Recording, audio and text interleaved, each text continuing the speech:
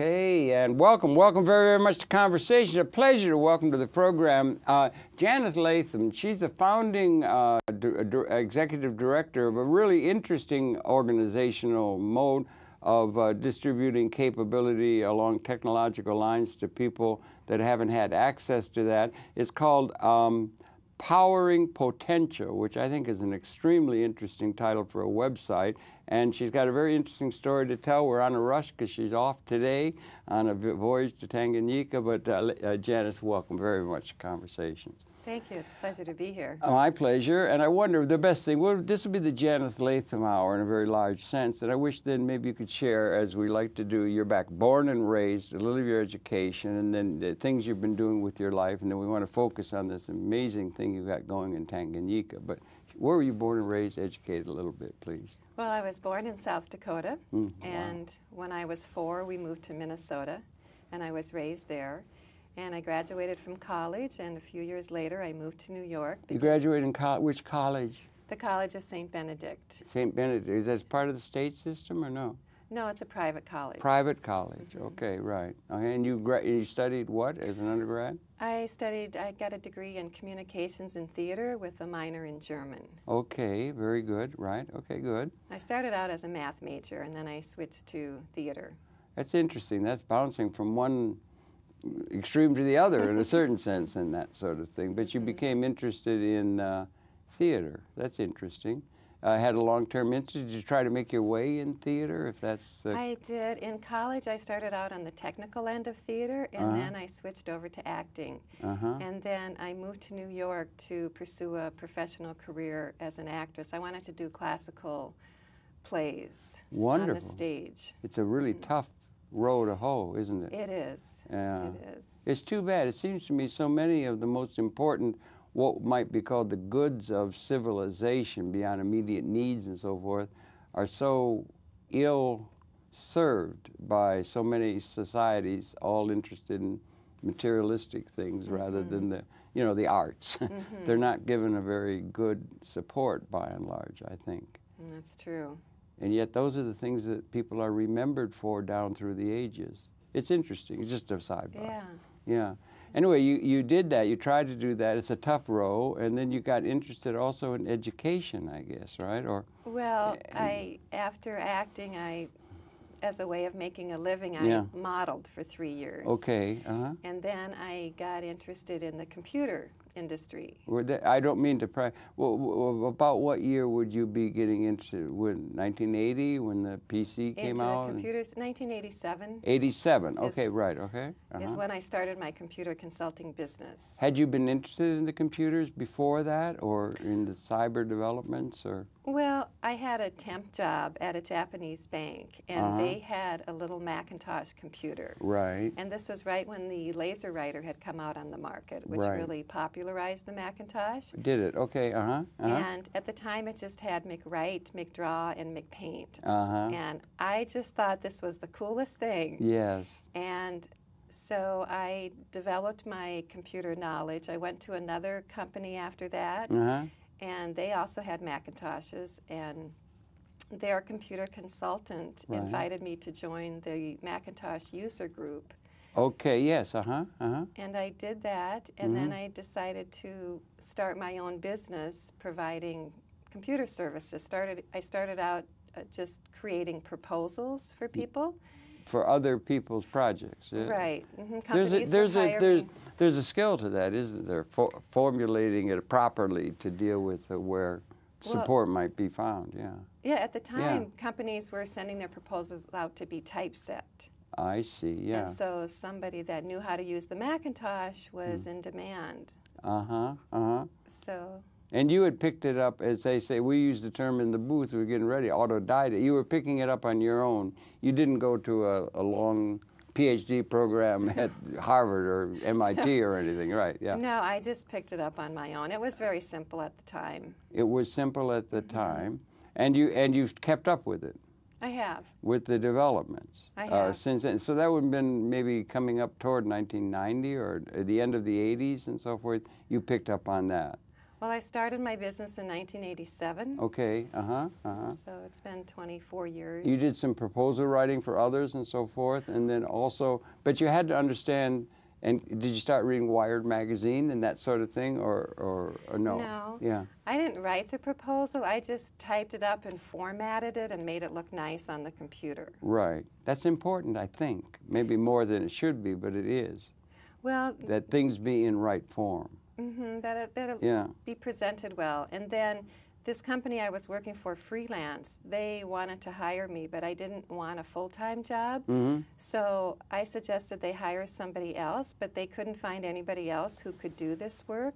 So I suggested that they hire somebody, and I would teach her how, him or her, how to do the work. So that's what they did. They hired somebody. And I taught her how to use the Mac and create these proposals and format them. And I discovered that I really loved teaching. Okay. So then I developed my business into doing more teaching of the computer. And you would offer those services or something to at an institutional level, individual, or how? I mean, citizens or corporations or NGOs or people who need that institutionally is everyone and anyone. Okay, good. I worked for other agencies that provided computer training services. I also worked for individuals. I would go into their homes and teach them how to use the computer. Corporations, and also educational institutions. I've taught at the New School here in New York, and also Baruch. On 23, you taught there. You didn't go to classes there. No, I taught computer. So it's all on your own hook, as they say in the vernacular, that you were learning this and learning it. I think that's a very interesting way to learn, because it really sticks. And then you were learning, and you found you had a knack for. It must take patience in order to be able to deal with somebody, to teach them something new like a computer. Patience and everything. It takes special skill. It does take a lot of patience. And I've developed my patience over the years. And one of my favorite clients over the years was Broadway Video, which is the company that produces Saturday Night Live. Right. Is that Lauren? Michael Yes. Lauren? Yeah. Well, that's huge. That's a huge entity. Yeah. A lot of interesting people you would have run into if you talked to the crew, the cast members. I mean, that's something else. It's an institution. Yeah. So what were you doing with them? Did you know Edie Bascom by any chance? Or? Yes. Yeah, Edie was a dear. Yeah, she was a dear friend of mine. Yeah, she was there. I know, back in those days. And what were you doing then? Were you doing cyber stuff with them and that? Well, Broadway Video was really expanding a lot at the time, adding a lot of staff. Big, yeah. And Dan Eldridge was their computer consultant, and he brought me in to do all of the training. So I trained all of their new staff. The staff for the Saturday Night Live venture, yeah. Well, Broadway Video is the company that owns Saturday Night Live, yeah, and so I taught the staff of Broadway Video, and also went over to Saturday Night Live and taught some of the people over there too. And you're teaching the people on the staff that are behind the scenes and everything how to use computers and the new technology effectively. Did it get into being able to use that technology? Increasingly, it did become inherently that the technology became part of the video production process too. Did you get into any of that? Final Cut Pro editing or any of that? Not that. No. Okay. You were just how to do it in a sense like the business end? Well, yeah, the business applications, like using creating folders and files and word processing and Word and Excel and PowerPoint and Outlook. And from the base that you understood, you must have had to keep up with the developments that are coming. I think the developments are coming nearly exponential now. Well, change is the word, the operative word, right? You had to keep up with things, I guess, right? As we all do, yeah. I did. I did have to keep up with things. And in the beginning, I was teaching many different applications, Word, Excel, PowerPoint, Outlook, Quark Express, and also I was designing databases in FileMaker Pro for clients. Would that involve writing code and so forth? Do you know how to do that? Well, it's not code per se, no. Not code, no. No. It's more at a design level, and then that coding process or creating a website or something is something else apart from what you were doing. Your mindset would be one. Would it be very good for people in the context that you were working to be very, what would be just generally termed, organized? They have a Boolean logic. There's a logic to cybernetics and so forth. But if somebody's very organized as opposed to a scattered person, that would be something that would be advantageous to somebody going along the line that you did, if you understand what I'm saying. Yes, yes. Yeah. I do think I'm an organized person, and that has helped me. Boy, do I envy you, because I'm the most disorganized person I've ever run into. I can't keep track of anything. But it has a certain logic to it, and a certain logic to the way the computer is being put together. Mm-hmm. What I say, it's not all, that's what I'm saying. It's, you know, that's interesting, you know, and learning. Seems to me the kids seem to be able to pick it up. What do you think? I'm older. The kids seem to be able to pick up using and making the computer work logically as though it was nothing. It's like you know how to conjugate a verb by talking from your mother's knee, you learn. You just learn it intuitively. They all seem to know how to make computers work, to the chagrin of me, because I can't get anything to work right. I mean, you know what I'm saying? There's a differentiation along an age line, I would think, too. The young are more adept at it. Well, or what's your experience? Yeah. I wouldn't put that limitation on someone. I think the younger children here in this country, anyway, are growing up with it. So. And around the world. I mean. Well, not in Tanzania. Not. Oh, we're going to get to that. Yeah, we're going to get to that. Yeah, yeah. Okay, not in Tanzania, in other parts of the world. Yeah, yeah. So you don't see. Okay. That's interesting to me. I love the title of your website. I really do, for reasons of my own. I'm just going to digress for a second. I'm a comprehensivist, abstract, idealistic comprehensivist, or idealistic person, which is intellectual, which is a dying breed now, because everything's becoming so specialized, it seems, in academia and so forth. But anyway, you're interested in all those kind of things. And like, for instance, Buckminster Fuller was a hero. I don't know if you ever ran into him. He's a comprehensivist that is thinking, or Ray Kurzweil in terms of cybernetic theory and all of that sort of thing. But potential is one thing that can be, we have a potential, let's say as a society, collectively, human society. And we're part of an evolutionary process, and there are developments going on. And we have the capability of extending our consciousness into the environment through tools, uniquely to the Homo sapiens species. And so you can make you make the environment other than in an Eden-like sense it's encountered by most of the creatures and the vegetative forms of life on the planet. So you've got but then it creates a potential that is there, and the potential is going to be liaising with the historically inherited evolutionary patterns of social organization and so forth. They'd be reifying, is the term, the institutions that formulated over a period that's being transformed by the potential. So you have a potential that should not be confused with the reality, in a sense. And you've got the title of your site is Powering Potential. So you would be wanting to access potential to people that is in touch with the future, perhaps, rather than necessarily anchoring it to the historical institutions which might be ready necessarily to be fundamentally transformed in a liberating way, maybe, or in an educative way, if you can understand all of that. There's a difference between the potential of the human society and the reality, what's able to be realized in the historical patterns. Can you follow all that and make any sense? Well,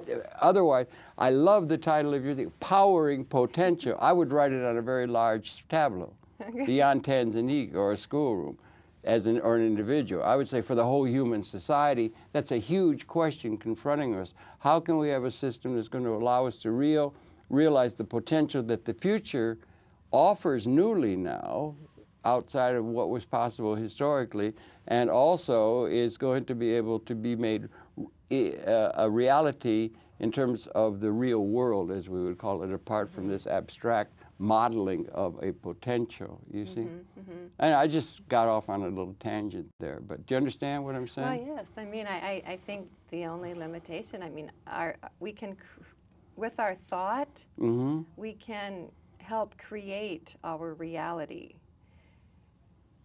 Okay. Yeah. Do Because you think we can do that individually? There are some people, Be Here Now, Alpert wrote that book, or a lot of the Vedic traditions.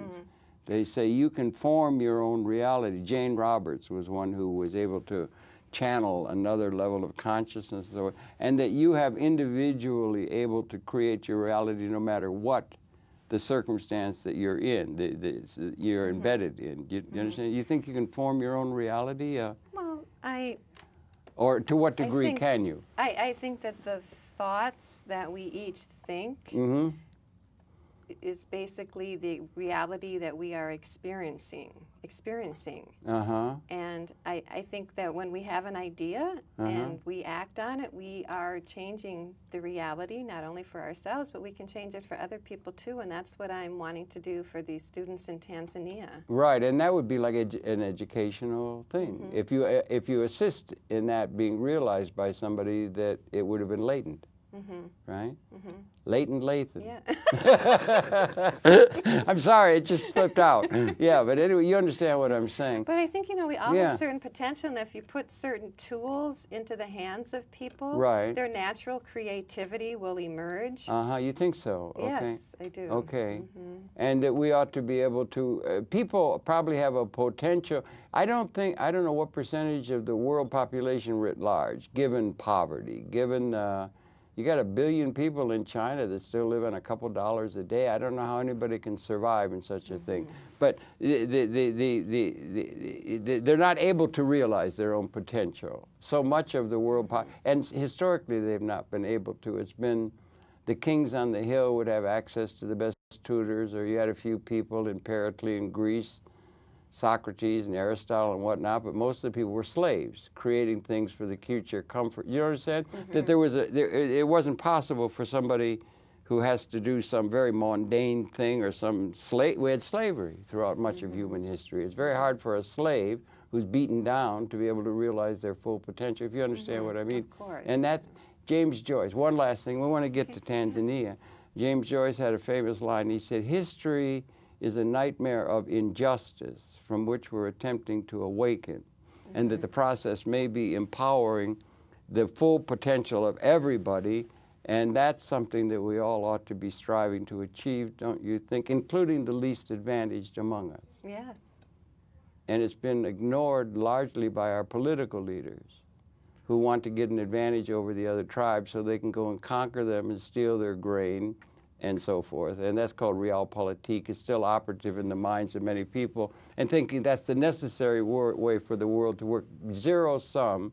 If some win, the others have to lose. There's scarcity, there's not enough. Do you understand what I'm saying? And we may be transcending that, maybe, in terms of these cyber developments that are coming advantage the people in Tanzania. Or maybe this is outside of your realm. Well, I mean, we each can do what we can do. Yeah. And I'm trying to do my small part. Well, you're doing a lot, and let's get right to it, because I'm sorry, I get off on these kind of things. I think that we may be at a time where it's a qualitative transformation. We may be coming to the end of the human experience. There's all these things that's coming to such, I don't want to get into that. The work you've been doing, as I found you on the internet and so forth, is work. How did you come to be, with these skills and these understanding, to be interested, if I may, in the country of Tanzania in East Africa? And maybe we can get down to the project at hand. And, I'm sorry I got rambling off. I think they relate, but go ahead. Well, I wanted to go on a safari. I wanted to go to Africa and see the animals. And I did some research and learned that the largest concentration of wildlife is in northern Tanzania. Serengeti? Yeah. The majority of the Serengeti is in Tanzania. It's amazing. The wildebeest and so. Did you see wildebeest? No, I would love to go. That's where all humanity hails from. We're all African. Yes. Yeah, that's very interesting. Well, the Olduvai Gorge is where the Leakeys discovered the first evidence of man. Yeah. Louis Leakey. And that's in Tanzania. It is in Tanzania. I didn't know it was. I had it associated with Kenya and Ethiopia, but. And actually, it was his wife, Mary, who made the discovery. Yeah. But he got the credit. Yeah, and then and she made the discovery. Was it? That wasn't Lucy, was it? That wasn't Lucy. No, but it was. Yeah, And then there's Richard, it's his son, I think, carries on the work. Richard Leakey. Yeah, I don't know. Yeah, he's his son Oh, of okay. Lewis and Mary Leakey. Yeah. Okay. Anyway, that's the point that's worth mentioning. We're all Africans. The species evolved in Africa, Yes. almost certainly, and so we've all. Sidebar: I just had my DNA done. Have you had your DNA done yet? No. You might want to think about doing it. It's very interesting. I had it done by this fellow Spencer Wells, who works with National Geographic. They come and you take a little, from inside your cheek, and they do it, and it's scientific, and they can trace your ancestry at an individual level back. And I had it done. They sent it back, and they traced it back, and among other things, there was a relative of mine as an individual that can be traced with scientific. They have markers. With males, it's on the Y chromosome. With women, it's mitochondria. But they can trace it. Where an ancestor of this individual was 60,000 years ago. Oh, wow. 60,000 years ago, an ancestor of mine was in the country of Ethiopia. And then it goes up to Iraq, and then it goes to the Balkans, and you can trace it. Isn't it interesting that we can do that kind of thing now? And it's got scientific validity for understanding things. But Tanganyika is a very interesting place. What drew you to Tanganyika in terms of your interest? There's a lot of places in the world you could have been in. How did you come to know Swahili? Well, I wanted to go on a safari to see the animals. Yes, and that's why I chose to go to Tanzania. And I wanted to be able to speak to the people in their own language as a way of showing basic respect. So I went on Craigslist, and I found a Swahili tutor, Andre Baumgartner, and he gave me Swahili lessons, about 10 hours. For what period of time? Oh, over a couple weeks. Only? Okay, But it's a very easy language to learn. Is it really? Are some easier than others? Do you know other language? You studied German, apparently, yeah. And I also studied a little bit of Spanish. Uh-huh. And Swahili, to me, is the easiest to learn. Is it really? Why? Because they don't conjugate verbs. Oh, really? How do they deal with what we do with conjugated verbs? Well, they just use the same root, and they just put a little two-letter syllable in front of the root of the verb to specify whether it's past, present, or future. A little what? Two-letter. But linguistically, does it have a little click or something? No. No. Okay. No. Isn't it interesting language? I think it's about 5,000 in the world. We're losing a lot of them. Yeah.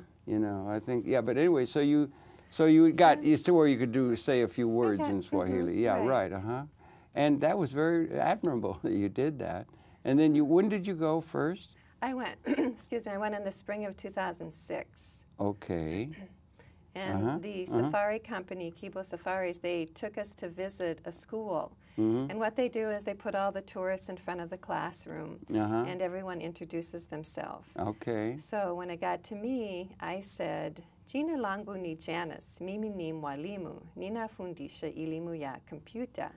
I take it that's Swahili, huh? Not knowing the language. Yeah, right. That must have knocked them dead, right? You were a star, There was this explosion of applause. Yes, right. Yeah, I And can imagine. My heart was just leaping out to them. Yeah, sure. And my jaw was just dropped down. I was just awed. Yeah. And what age was the group? I mean, roughly. They were high school. High school. Oh, okay, not little children. Okay, right. That's great. Yeah, in that school, as it happened, right?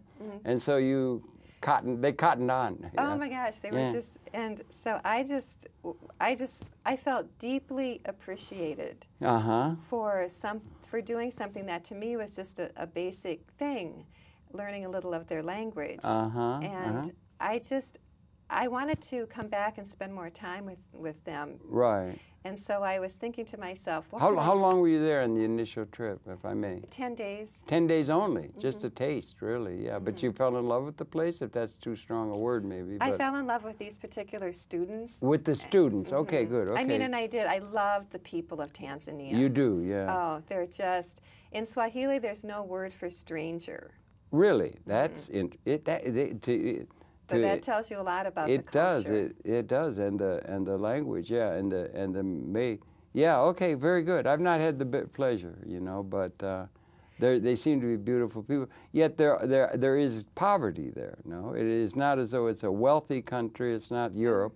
No, it's not. No, there's No, it's not a wealthy country. But the people are so Warm, beautiful. Warm, gracious, welcoming, very strong cooperative spirit among the people. Isn't that wonderful? Rather than competitive. Yeah, that's very, competitive is very operative here in the West, Right. I think, you know. And there it's very cooperative, and I loved that feeling. You like the cooperative. It was palpable. Yeah, and I understand exactly. I lived for 2 years among the Aymara people in Bolivia. Oh. That's, did a doctoral, you know, the work for the dissertation on that complex, and the same thing. I mean, they're very amable, they say in Spanish, you know, or, you know, it's a warmth and so forth with some of the people that are looked down upon by the people with all their Mercedes-Benz going up and down Central Park West or East. I'm sorry, I don't mean to get off on another tangent, but anyway, that's good. So you went there for that period, and then you became interested in them. And share a little bit of Tanganyika for us, this thing along the social, economic, because you're bringing great, we got to keep moving. We're bringing great pleasure to them. You have some photographs. Do you think we could show any of them? This would be an appropriate time to do it. We want to show a clip if we can. But she's got some photographs. And Josh, I think I'll hold them up to my camera. Maybe you can come in on them. And this would be the people. And she's trying to get them sorted. So let me just, I'll hold it, dear. So here, this is when you can talk to it, okay, dear? Okay, this was on my second trip to Tanzania. Second trip, a year or two after that first trip? It was 1 year after. 1 year after, okay, good. I wanted to bring more computers, but the school didn't have electricity. We were getting ahead of ourselves, in a sense. Yeah, you wanted to, okay, so what you wanted to do was bring computer capability to these kids to help them learn how and access the computer to them. Right, because I have this computer consulting business, so Yeah. I thought, well, that's what I can do. I'll go home, I'll raise money, I'll buy 10 computers, and I'll come back and I'll spend a month here teaching them. Good for you. At one particular school? Yes, Yes, school. right. But then I learned that they had no electricity. Okay, so that's another. You got more pictures we can put Well, let up? me just explain this one first. So what I did was I came back a year later, and I brought one laptop. A laptop. So this is the kids looking at. And they don't have electricity in the wall? You can't plug into electricity in the wall? And is this in the village? This is not in a town. In the capital that have electricity, I presume. No. It's in a small village. Yeah, okay, that's a different part of Tanganyika. That'll have different elements in society and so forth. Yeah, okay, you got another picture? Well, they have electricity now because through the generous people of Powering Potential, we've brought a solar energy system. Okay, here's another picture that we can show. So that's our solar energy system. So what we're dealing with is not the people in the capital city and all that, people who've been to Eton and Harrow, in that. We're dealing with people in the outback or in the back country that do not have the modern convenience of electricity and so forth. Right. And you wanted to try and do that, and they didn't have power, but there is a possibility of solar power. And you brought a solar power unit to them? That's the solar energy system. What is that? Could you talk to it a little bit? Okay, well, these are the batteries, and that actually is the computer server, and this is the inverter. Inverter, Because on the roof is, here. It's photovoltaic? On the roof are solar panels, and the solar panels create DC electricity. Okay, let me do it. And this is. And can the computers run on DC? Yes, actually, I do. Thank you, Mr. Tesla. Oh yeah, yeah. Go ahead. Here's another one. So this is a picture of the solar panels on the roof, and also last September we put up a satellite dish at the school for internet access. And you could operate that interconnection by the electricity from the solar system? Yes. That's really good. Is that advanced solar capability? Is that something we're going to try and tap into and enlarge on the planet and so forth more than we have? Well, rather than fossil fuels, they don't have diesel-run electric generators or something for the village. And they do have generators that run on gas, but you know, I prefer solar energy. It's cleaner. It's renewable. It is, yeah, okay. And it's the solar energy produces the DC electricity, and the inverter that we saw in that other photo, that it converts it to AC electricity It for does. the printer and for the satellite router. And for the computer itself? No, the computers, I found some computers through Invenio, an organization. Okay, wait a minute. Okay, well, we showed that. Okay, now, we could show more of these pictures, and we're going to show the computer. But these are more of the pictures. You can weave the story here, using these pictures. Well, this is the classroom, and that is a technology tent. I call the program the technology tent. And this is a technology tent in session. And I found these computers from Invenio, an organization in San Francisco, a nonprofit organization. And the computers run on DC electricity. But you had converted it to AC. Well, only for the printer. Oh, I see. And the satellite Otherwise, router. you can run on DC. Right, which is more efficient because when you convert from DC to AC, you lose about 10%, 10%. Okay. So to go right from DC to DC is more efficient. Okay. So these computers and monitors run on DC electricity. And you're able to run these by what's being generated by solar power on the roof of the building? That's a very good thing, is it not? Yeah, I think so. Did you have to get big-time support for that, or is that done within the range in which ordinary citizens could pitch in and really help on something like this? It wouldn't have to be a great big government grant or something you'd have to get at the Department of Defense or something. Oh, Do you understand what I'm saying? Yes, no. It's something that citizens could be aware of. Well, I have over 200 contributors. Our average donation is $300, but we did sorry. You want me to sub still? Well, no, that's okay. We just got to get everything in an hour. And you have to catch a plane, I know. I do. I'm going to Tanzania. Yeah, she's going today to Tanzania. So here and that's just a picture of some of the students. That's handsome. That's some of the students that you had a special feeling for right from the moment you told them all that. Yeah. Could I show the other side also? Oh, what's on the other side? Oh, okay. That's me teaching in the classroom. There she is teaching to some of them, and they've got their screens, and they're there. And this is a classroom of would be comparable to high school age children? Yes. And they hadn't had those kind of things available to them. Oh, no. Most of the students had never even seen a computer. They hadn't even seen, they heard tell of it, maybe. They had heard tell, they had seen pictures of it, but this is the first time. And this is about 3 or 4 years ago? 4 or 5 years ago? Well, the first laptop that we saw in the first photo, I brought that in 2007. So 4 years ago. Oh, I see. Okay, so this is happening. This is a happening thing. Oh, yeah. And these computers I brought in 2008. Okay. Okay. And then we had in the summer of 2009, I went back and conducted a training course because the school couldn't get a computer teacher. So I went back and taught a training course, and these are the first graduates of our technology. These are the people that are going to train the children? Well, I'm going back today to conduct or to initiate a 5-month technology training course that is going to be trained by the Tanzanians. Because I now have trained the Tanzanians, some of Tanzanians at the school. So they now are continuing these training sessions. Was the colonial language English, and do a lot of the people speak English in Tanzania? Well, or their first language is their tribal language. Yes, there are many, yeah. And then their second language is Swahili. And then that's a universal language. Over to West Africa, even. Mostly Swahili, East Africa. Traders. Yeah, right. Okay, yeah. Okay, yeah. And then they learn English as a subject in primary school, and when they get to secondary school, the books are all in English. Are they? Okay. And the classes are. Is that across the country? Okay, that's a big issue. I mean, they're English you're familiar with. The people in the country who have graduated from secondary school, high school. Are the classes conducted in English or in the tribal language or what? Well, such as there classes beginning to develop now. It's a mix of English and Swahili because it's difficult for some of the students. Sure. English is a difficult language to learn. I know it is. It really is. Yeah. But the books are all in English. I have a heck of a time with English, Yes, but yes, it is. And language is interesting. You could go on endlessly about language. I think they're going to get to where they can translate the languages of the world into one another, even poetically.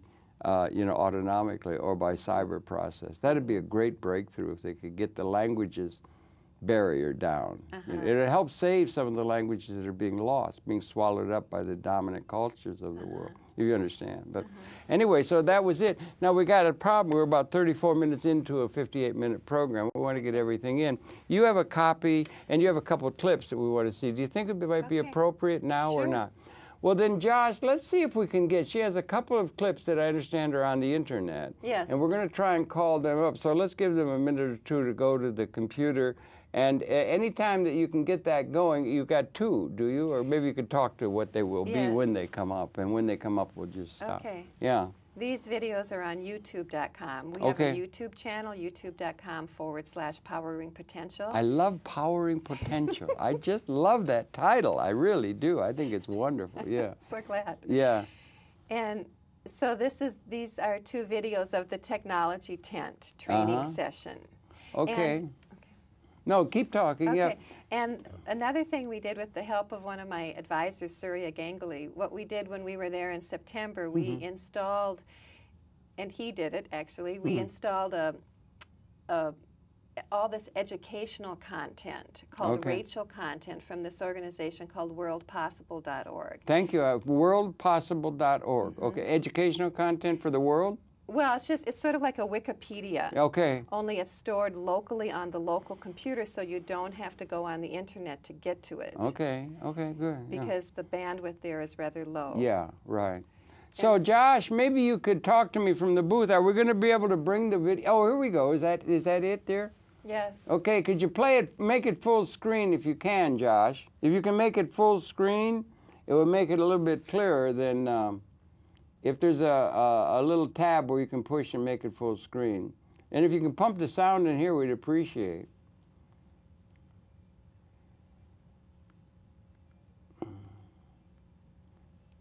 He doesn't know to make it full screen. It's, you see the little circle going around? It's So he's having a hard time? Good try, yes. Roads, okay? A power here. So therefore today we are going to use only a Rachel website, okay? Sawa jamani, tunaenda kupractice kwenye Rachel website leo, sawa? Email nitacreate, tumeelewana? Well, how long is Kwa sababu ya nguvu ya umeme. Sasa Rachel website mahali tumepunguza nini?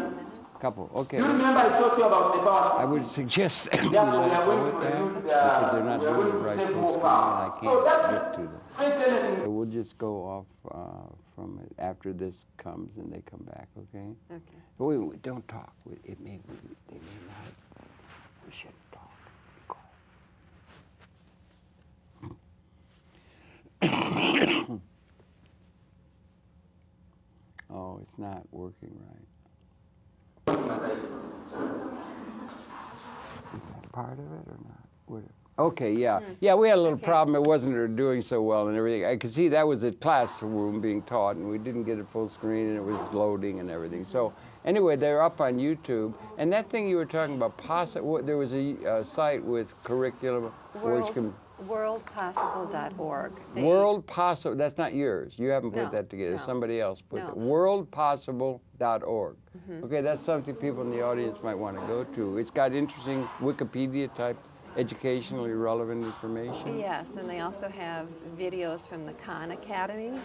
Oh yeah, I've got a little thing on my website. I call it and I've got Khan Academy up. And I've also got the Zeitgeist, the movie there, the vision of the future. So you can be sure that within about a day, I'm going to have this up on a little corner, autodidact corner. I think we should have things, the possibility for people who want to learn on their own, interdirected, rather than... A lot of people are saying that 57% of the people in the United States think there's no reason anymore to go to a university. Oh. Prices are so high, and you don't have to get those Rolodexes built up and the social connections that it's about, and they're just there to make money. And so the autodidactic course for people becoming educated according to their own lights is something that's in the... We'd like to encourage, and you're another autodidact. We'll have to get you up there, but we'll definitely put that link that you've given us, because I'm looking for those kind of things where people could, I don't know how to handle Wikipedia, but that's another thing. Okay, well, any organization out there that is implementing computers in developing worlds, I encourage them to go to worldpossible.org and download this Rachel content and install it on the computer. Rachel content? What's Rachel? It's an acronym for remote access something. Yeah, okay, but it's there at that. It's okay. at worldpossible.org. So the computers yeah. at the schools don't just have, you know, the word processing and the spreadsheet. It has all this educational content, yeah. so they can use the computers to access current information, to study physics and math, and that you know, con thing. There's on one of those videos. There's a picture. They're looking at a dinosaur from the Museum of Natural History. Yeah, right, a Triceratops. Yes, so I know that was a creature. Or it's just the world is so interesting. I mean, it's so interesting. I hate going to the American Museum of Natural History because I can never get out. Well, it's too damned interesting. You know, one thing leads to another, you know. But anyway, so we got other things we can discuss and so forth. And one is this computer. Oh. Now, this company you ran into, and you're talking, let me hold it up. This, ladies and gentlemen, it's called Janice, is that it? And this is a computer. Now, let me ask you one thing. Do you do everything Mac, or does it matter? You don't do PC? No. Or not? No. Or what's your thought on that? Okay, well, first of all, I needed to find computers that use small amounts of wattage, small amounts of electricity. So the first computers I installed, the monitors used 12 watts, and the computers used, I think, 14. Okay, and these are And now, careful calibrations. Yeah, okay, which yeah. is much less than a normal computer here. The computers here, your computer probably uses 50 watts of electricity. Okay, right, okay. So, and then one of my advisors, Dennis Petro, found these computers, and this computer only takes 5 watts of electricity. This runs on 5 watts as compared to, you say 50 on the desktop here, or the best that were on the market previous, there would have been 12.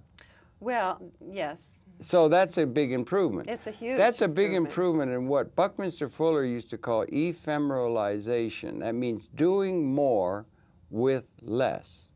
And it's the story of the whole thing where it used to be to get a couple of K of memory, you'd have vacuum tubes the size of this studio. It's now down to a chip that is eventually going to go through the bloodstream. And it's more and more powerful all the time in terms of cyber, right? So you do more with less. And this is only 5 watts. This is new? Yes. Is the technology new? Yes, it's called ARM architecture. It consumes small amounts of electricity. And not only that, but we also use open source software. Okay, With that. We use Ubuntu. Ubuntu, I don't know. Okay, yeah. It's an operating system, and it's free. And Ubuntu is actually an African word. Is it really? Which is the word for a philosophy. Which That's means sort of, it describes sort of the interconnectedness of all humans. Okay, wonderful, like Gaia maybe, or Gaia. Sort of like I am because you are. Yeah. Just the and who are the people? recognition. All right, and are things developing? Because we think in terms of Macs and PC, you know, Microsoft and, you know, Apple and all that. So there are other things developing that are using. Now, how does this compare to, you got an Ethernet, I see. How does this, and USB, so how does this compare in terms of the computing? It's only 5 watts compared to our 50 watts and so on. How does it compare actually on the desktop being operated off solar power, bringing it into the room?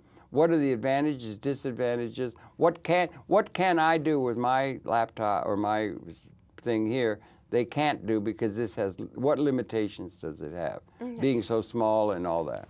Well, there are certain proprietary applications that wouldn't run on this particular architecture. Like what? Hardware. Oh, like maybe I could advanced financial programs or advanced graphic programs. Only advanced ones. But Google, could they get at Google? Yeah. Oh, yeah, they can go to Can they Google. search the internet in the normal way that we do? Can they do email? Because we use Open Office, which Open is... Office is, Open Office is, again, open source free software. Okay. Which is an alternative to Microsoft. And it's free. And Ubuntu and OpenOffice can also be run on regular PCs, a Dell, a Compaq. How do you spell it? Ubuntu. It's something that somebody could unload to their computer and use now. Spell it one more time. Sorry. Project, you're an actress, you see. U-B-U-N-T-U. I met people in they're running a national piece government. Oh, no, I don't want to. No, don't run that. Take it off. The Ministry of Education. Take it off. National training in the national government. Okay. Well, they've taken it off. They got confused. Is that a second thing you wanted to review? Sorry about that. They were running that. So Ubuntu then. Ubuntu? Ubuntu. Yeah. U-B-U-N-T-U. Is that a new development or a new program, or has it been around? No, excuse me. It's been around. It's been around for a while. I actually have it on my computer at home. I think I'm going to have it on mine real soon, and I know I'm going to have that other thing. I'm going to have to report to the video to get the URL and everything. But that's but this is very interesting. Yeah, they can get on the internet with that. They can do word processing. With this is the computer thing, and it does have an Ethernet, and it does have USB.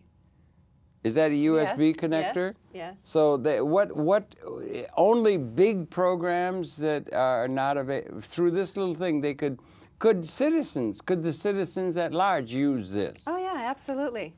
Is this a new technology that is so small, 5 watts, could be run on solar power in the back country of the outback in Australia or something? It would be very useful. Is this something that's out on the market? Of the world, and is this the future of computing for a lot of people? And how does this nest with the smartphone and Android and that kind of thing and everything like that? It actually is similar hardware to the smartphones and the Androids and tablets, but that computer is $129. This is only $129, okay? And what can't you do? What are can you do YouTube? Can you show videos? Oh, yeah, you can go on the internet and do anything on the internet. Anything on the internet with this? Right. The same way you could with a Macintosh? Well, except you probably couldn't do like very intense graphic gaming. Things like that. But this would have pedestrian's too weak a word. It would be really utilitarian. It has utility and value in terms of for what a great number of people may never in their life do those things you were talking about that aren't being able to be done by this. So this would be something that would have a market niche in terms of the future as we move ahead. Well, I think so. I hope so. I mean, for somebody who does basic word processing, spreadsheet, presentation software goes on the internet. Would they be able to access Khan Academy? Yes. That kind of thing. So they could access my autodidact corner with your thing? Yes. Okay, that's what I'm saying. So this is a small, and the chips are coming, they got it now layered, Intel and so forth. So the chips are becoming more and more powerful all the time, smaller and smaller, and everything in terms of every capability we have, using your term, potential capability, everything that's coming is growing in terms of information, despite all the problems of how in the hell are you going to monetize or something that the business people worry about. It's growing exponentially. And you did some mathematics. When you think exponential, it's going almost L-shaped in terms of coming out of history. The capability is growing, and it's there, and it's going to get to carbon-60. It's going to go beyond. They're going to have a chip that will be going through the human or bloodstream, past the semi-permeable cell membranes and so forth. So there's big, big changes that are coming and everything, and this is something that can get capability to the masses. Could I just talk in a certain sense, try to sound like a businessman, I'd be the worst in the world, but if suppose you had how many of these have you been able to get to the people in one part of Tanzania? What's the pattern, the growth pattern, perhaps for expanding it? What would be the advantages of you or the colleagues you're working with being able to get, let's say, an even better? Does this have to cost the students anything? Is it done by them? Is that question there so they don't have to be concerned with it? And if you could get, let's say, really big contract from these people, they could knock them. Could you get a better price by getting a larger inventory that you're conveying to people to where you get it down? How low could the price get? And that would be for the contributors, but it was so that you could reach greater numbers of people with this. And is the solar power thing connected to it part of a system that you want to see happen? Okay, yes. Okay, all of those questions, if you can understand. Well, the future of this on a large scale, and not only in Tanzania, not only in your village, but all over Tanzania, all over South Africa, all over the world. If you understand. Yes, well, I'm leaving today, as you mentioned. Yes, right. Leaving today on a jet plane, yes.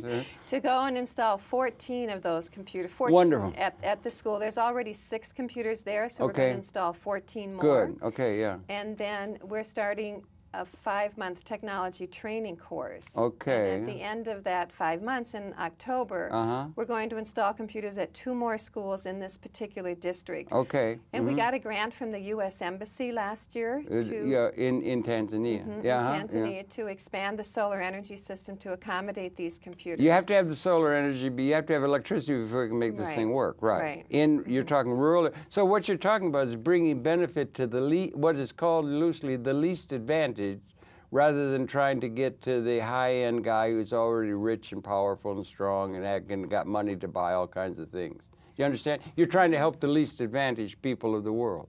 I'm just Or trying this to, is able to.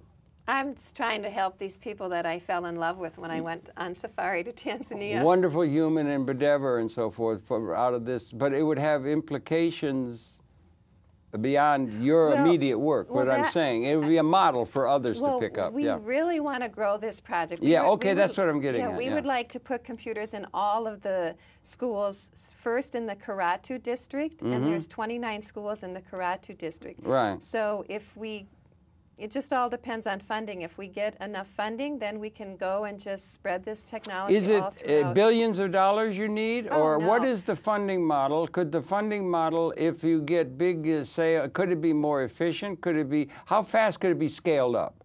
This kind of thing scaled up to where, let's say, everybody in the world has it. I mean, you understand what I'm saying? So we're not worried. Can you pay $25 to me every month so I can buy a yacht to somebody who's starving? We can get tech. Do you understand what I'm saying? How soon are we able, politically or economically, or how we do form our capital and all the larger issues of the world society, before we blow it all up in some sort of a crazy ending war or something like we are able to do now, how soon could we start getting it geared up to where we could really get and empower the least advantaged historically people of the world in a serious way, to where they would be empowered to join the human family at a level that is compatible with what the future requires, if you can understand. Well, what's your thought? What's your wildest dream? Tomorrow. That's a little late. You ought to get it done by this afternoon. No, I'm just making it. Do you understand what I'm getting at? Yeah. You must be very enthusiastic with this, that you're helping these people, and I think it's wonderful what you're doing. Yeah. Well, the impact it has on the students is just amazing. And as a matter of fact, we have a journalist, a Tanzanian journalist. Wrote that article. I read it. It was good, yeah. Okay, and he is going to be coming to the school and staying for 4 days and interviewing people in the area, the government people, the parents, the teachers. Yeah. He is doing an in-depth story on the impact that this project is having on this district in Tanzania. Wonderful. It could be a continuing story. It could be a book. It could be, it could get Spielberg to make a movie, because we're going multimedia, Well, and then if we have translation of the languages of the world, the audio could be translated into Swahili, and we could get the multimedia presentation of the best minds to the people free. Do you know Spielberg? No, I wished I did. No, but what I'm saying is the movies. That's where everything goes in terms of the business model here. Everything's going multimedia. Well, I was speaking to Pele Kudrin the other day. She's a filmmaker, and she's interested in doing a documentary on this project. That's great. You should do that. You should have that done, yeah. Have you ever thought about will you be spending a good deal of your life back in New York? Oh, yes. And maybe you might want to think about becoming a producer of your own television program over here to get wading into the multimedia. I don't know, it's just a thought. Well, I could give you the papers you could read on the way to Tanzania about becoming a producer at MNN. Okay, I'll think about it. I'm kind of have my hands full right now. You're kind of busy and everything. Yeah. Yeah. Just another thing. One thing is that teaching thing, you're teaching things, and people, Katty Kay, who's the BBC representative for the BBC in the United States, it says she's no longer going to send her kids to university here because it's just becoming absurd. The cost. Yeah. It's becoming absurd. She's going to do it in England. And 57% of the people think there's no reason to go to university. So education is become, why would somebody go and sit and listen to somebody lecture? You're just learning to do something by rote, the way they do, or specialized out to where they're not thinking about things in general, when so much of the world's understanding and Khan Academy with mathematics or whatever can be done with something like this to everybody. You see, it's got huge implications for education and perhaps liberation of the human spirit. Well, I mean, I mean. You're on a roll, girl.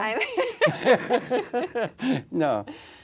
I just want to get these computers into as many schools in Karatu district of Tanzania, and then spread out from there. It's just a matter of the funding. As long as we get the funding, we can put more computers in. Now, people can get in touch with you. People funding. You used to know how to write those papers. A lot of it has to do with making sure all the dots are crossed and so forth. When you do funding, that it looks nice and everything, so that the people at the places where it doesn't get anything to do with the content or the meaning or what can be done. If it's sloppy, it can't be done. It's got to have everything right. You could do that. So you ought to be good at being able to solicit people, and you got a winning idea, and you've got evidence of that. You ought to have a lot of people that would be wanting to get on your, getting in support of what you're doing, I would think. Well, we do have some great supporters. The Siegel Family Foundation, the Oswald Family Foundation, and over 200 individuals, and also the Forex Foundation, but we... Ford Foundation? Forex. That's different than Ford. Yeah. Ford has all the money in the world. But we would